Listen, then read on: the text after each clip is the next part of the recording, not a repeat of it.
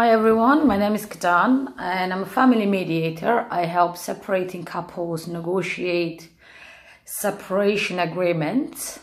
Today I decided to give little tips to couples who might be going through the traumatic experience of divorce and separation. So the decision to end a relationship can be traumatic and filled with contradictory emotions. There are also specific feelings, attitudes and dynamics associated with whether one is in the role of initiator or whether the receiver of the decision to break up. For example, it is not unusual for an initiator of a divorce or separation to experience fear, relief, distance, impatience, resentment, doubts, and guilt. Likewise, when a party has not initiated the divorce, they might also feel shock, betrayal, loss of control, victimization, decreased self-esteem, insecurity, anger, a desire to get even, and wishes to reconsider or reconcile. So understanding how emotions affect people during a conflict and understanding how to rewire an overreactive central nervous system might be a way forward. So the thing is, like, when someone reacts to opposed arguments, for example, and anticipating worst case scenarios, this is often might be habitual communication pattern. So being able to think in the present will help you recover.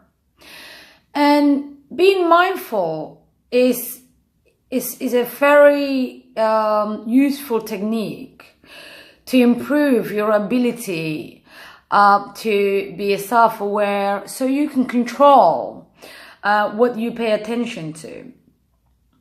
So in other words, when your mind is focused on here and now, you can better manage your emotions and your actions. And when you react in the heat of moment, your emotions are not in balance with logic.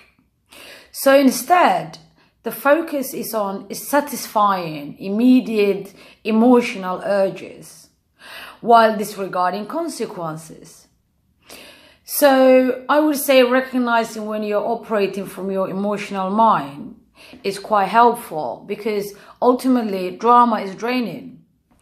And one example might be you perhaps could describe your situation to a family member or friend or someone you feel comfortable with, and how you feel, or how the situation made you feel, or how you reacted.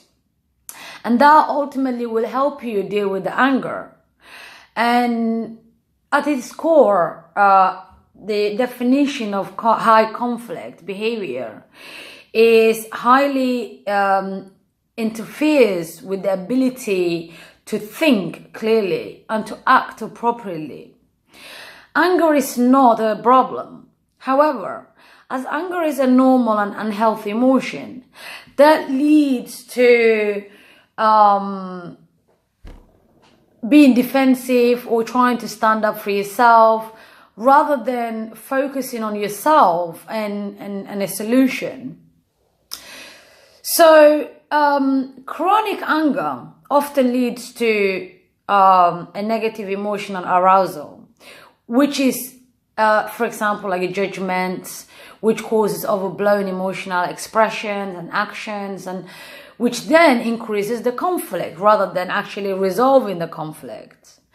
And I would say, if you start paying attention and start noticing your experiences and how you feel, then you might be able to better deal with the situation. And for example, you can take a deep breath rather than over analyzing the thoughts that are going through your mind.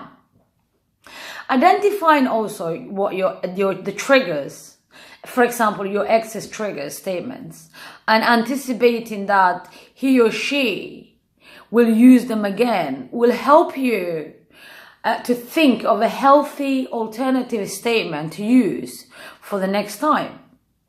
Envision yourself responding in a calm and measured and self-respectful manner, rather than reactive and emotional and increasing the anxiety. So, for example, what you could do might be making a list of self-soothing strategies that you can use to de-escalate the situation. Committing to practicing an alternative reactions. So when emotions run high, you have already rehearsed what you can do differently.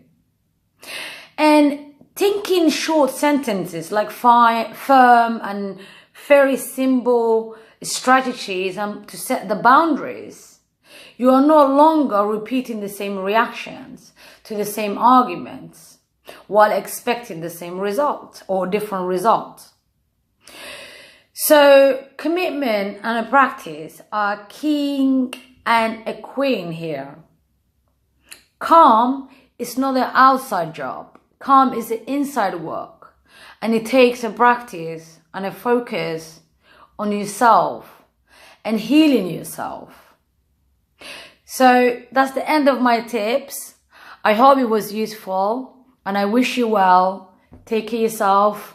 If you need any more explanation of my statement about my video, please do not hesitate to contact me on the below. Thank you very much. Bye.